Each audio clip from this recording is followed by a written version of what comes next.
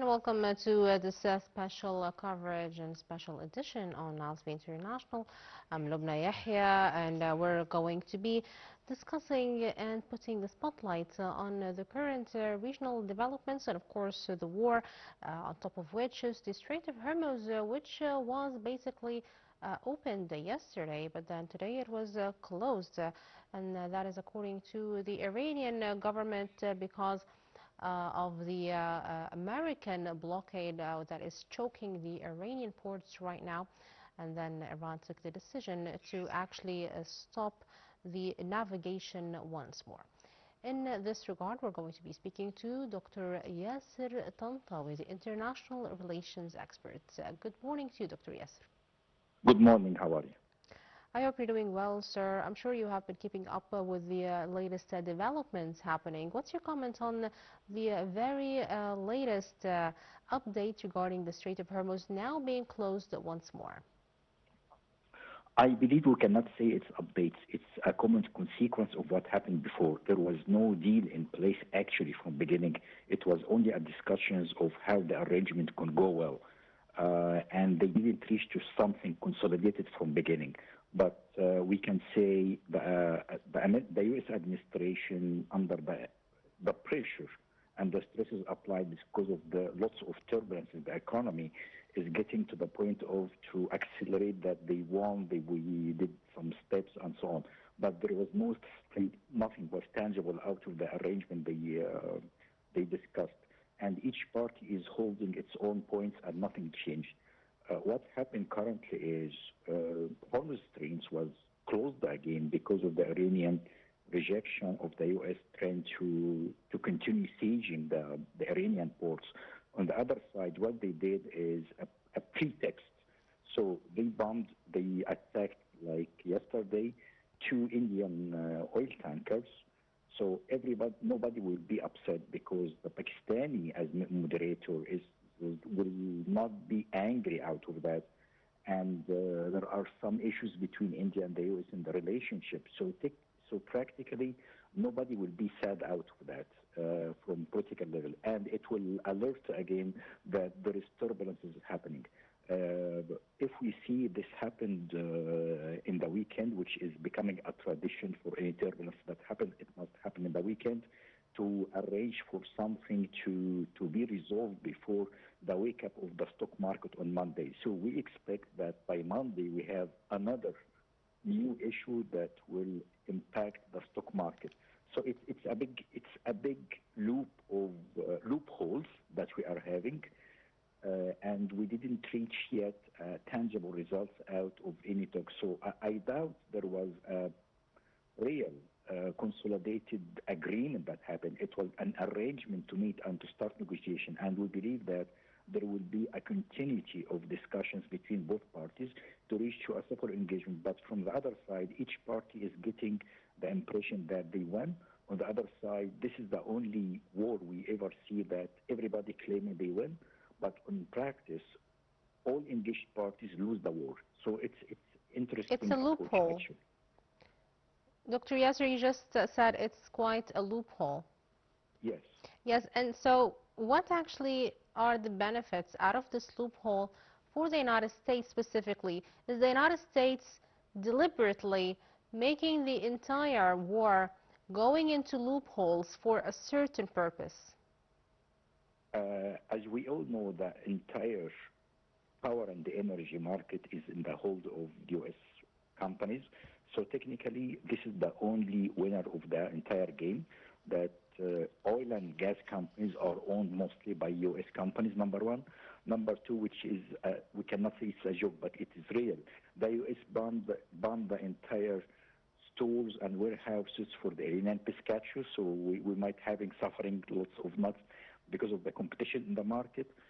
Number three, the U.S. arms deals is increasing currently with the Gulf area and even to the U.S. DoD. So all of that is economic approach that everybody is getting win of from economic point of view. So if they did some bombing and so on for them, it will increase, or some siege of shipping and so on, it will lead to a further escalation, which means an economic impact where most of the U.S. companies will get awarded out of it. There is a big benefit out of it in the backyard. However, the objectives of the United States, they remain unclear. Um, the war started in February the 28th. We're almost 2 months in the war right now.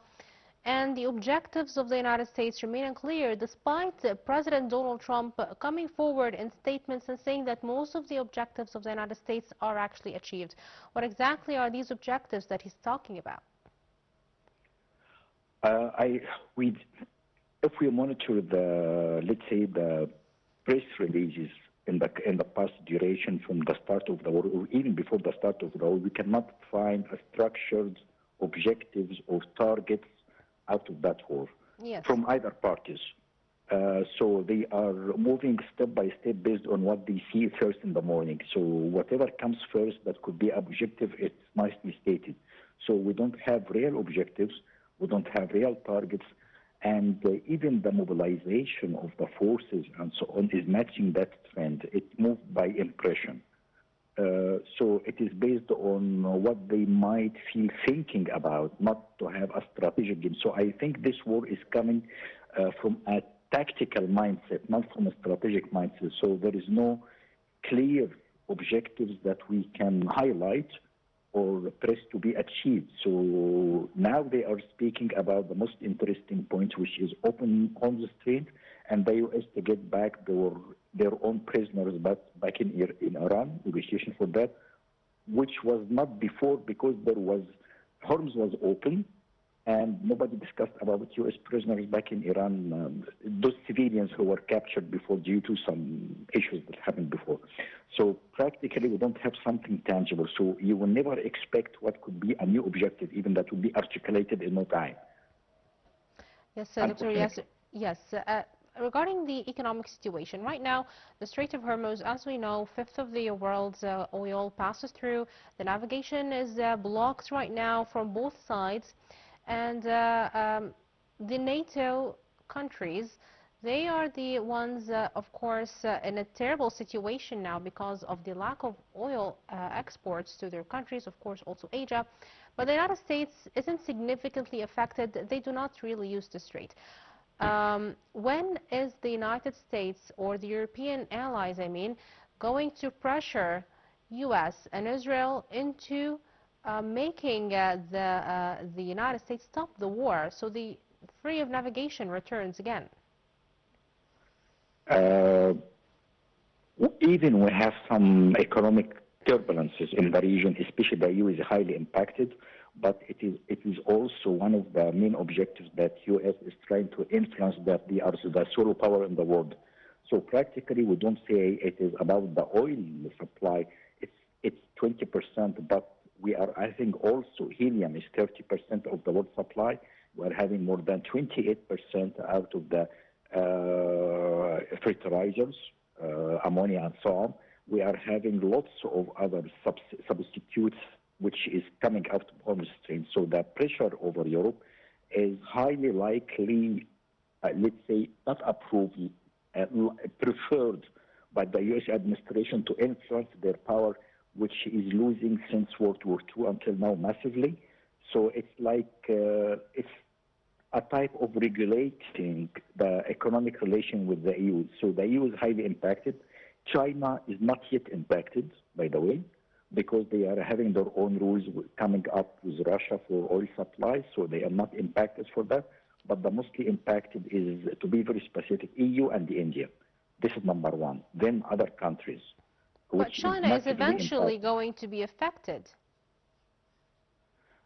China is having different rules because they are increasing the rule with Russia, and I think they are having a new deal to supply 2.5 million barrels of oil in frequent basis through the North Line. So I think China is waiting because it is draining the U.S. forces back in Iran, while they are studying all of that to how to handle Taiwan on the opposite side. So it's a favor for China that things are extended because it will exhaust U.S. On the other side, China is the only country that will be highly welcomed in Iran for restructuring after war. So China is a winning, claiming they are losing. They don't lose. They have huge reserves in everything almost. China is getting 25% of the Iranian oil. But it is not the full amount because China is relying mostly on Russian oil currently. And if they cut the relation, it's not a big deal with them. But they will keep tight because of draining the U.S. forces back in Iran, studying and analyzing the U.S. military attitude in the region, in which they could benefit of how to deal in Taiwan Strait, actually. So it's a typical case for them. It's a business case for them. Well, as an international relations expert, Dr. Yasser, how do you read the scenery right now of the war? With China, as you say, it is not impacted right now. Actually, it's benefiting from the situation as it will exhaust the United States. However, some actually speculate that the war is economic, and the United States is doing this to pressure China and corner it, making the lack of oil exports to it, and it would turn China into a corner. They would be pressured eventually. But according to you, China is actually benefiting from the situation. Europe is not benefiting from the situation at all. The Gulf states, they are suffering from the repercussions of two parties fighting, and they're in the middle. And then, of course, the entire world is suffering from the economic repercussions.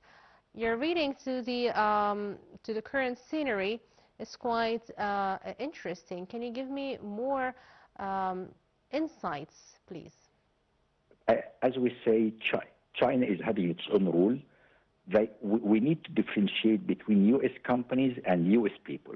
U.S. companies are getting very big benefit out of that because of the arms deals, power deals, and so on, while it is increasing the, let's say, the burden over the public in the U.S. public, let's say, which might, by the way, passively impact the voting. But the problem is we are at the point of no return.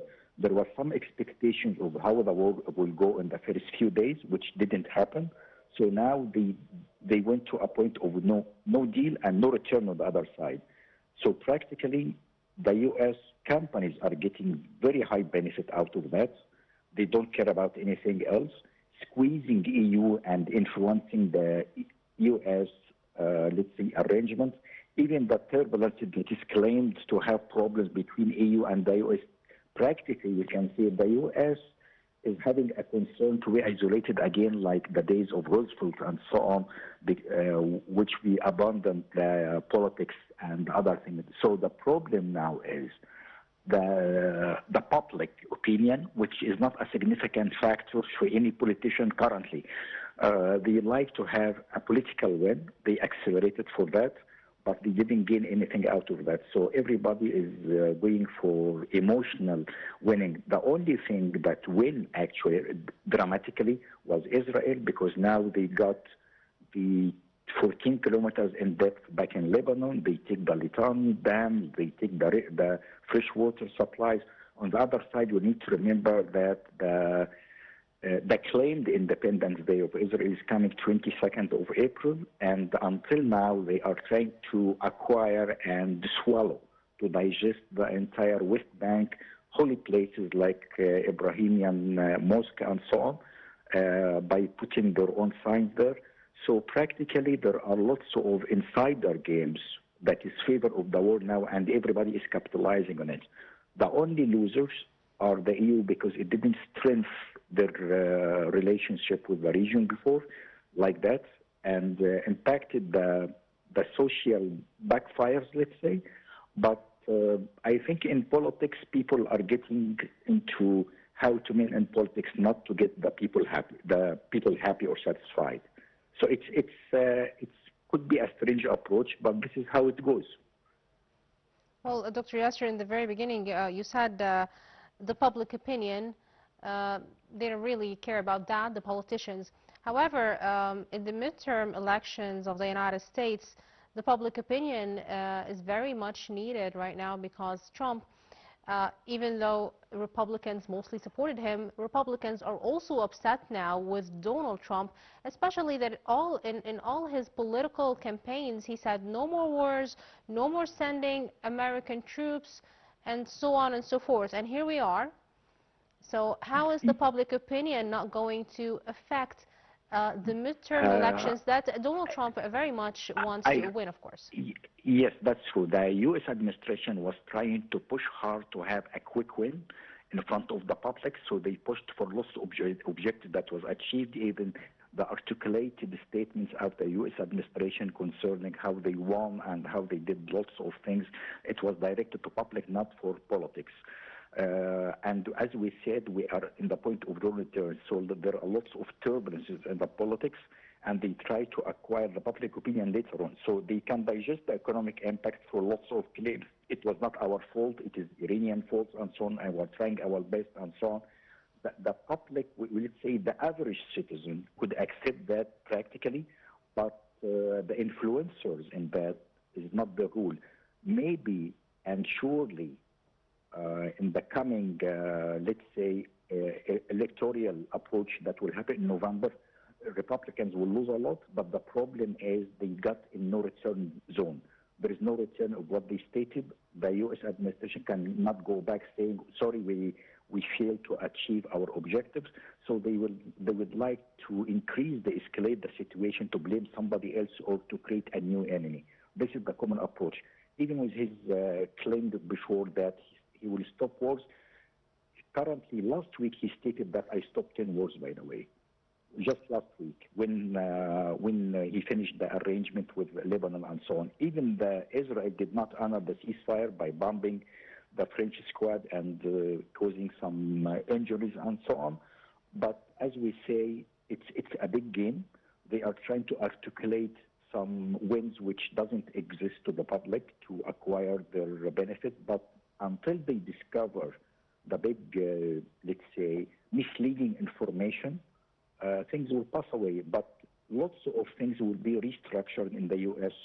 politics in the renewal, even with the claims of impeachment or removal of the president or whatever. It will not work, by the way, to be very specific. And it is very clear that in the Congress hearings in the last duration, they did not hold the U.S. administration for war. So let's be very specific in that. And those congressmen are, Congress representatives are the one who is building the acceptance in the market. So they will be the salespeople for the U.S. administration currently. So it's a big loophole, big turbulences. Nobody will expect what will happen tomorrow. Objectives are not clear. Everybody is in a big mess. So this is the problem now. But Dr. of course, Yasser, public yes. is not their position now. Yes, Dr. Yasser, it is very much a loophole. And let's hope for the best and for a ceasefire to hold out. The international relations expert, Dr. Yasser Tantawy, thank you very much for being with us on Nile TV International. Thank you very much. And thank you, everyone, for watching this special edition. Stay tuned for the hour.